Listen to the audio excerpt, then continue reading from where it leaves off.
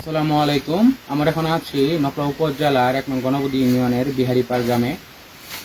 আপনারা জানেন যে কিছুদিন আগে আমাদের নকলায় ভয়াবহ বন্যার ফলে অনেকেই গৃহহীন হয়ে গেছে।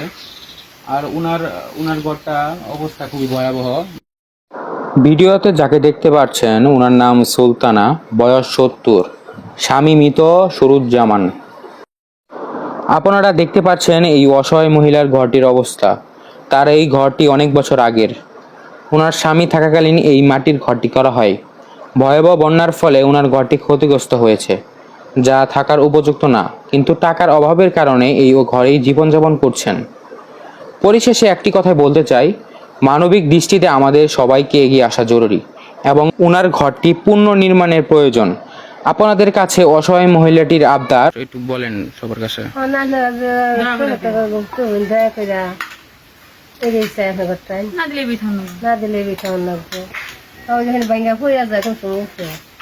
সেটাই, অবস্থা তো খুবই খারাপ। তাকে যেন থাকার মতো একটি গৃহ নির্মাণ করে দেওয়া হয়।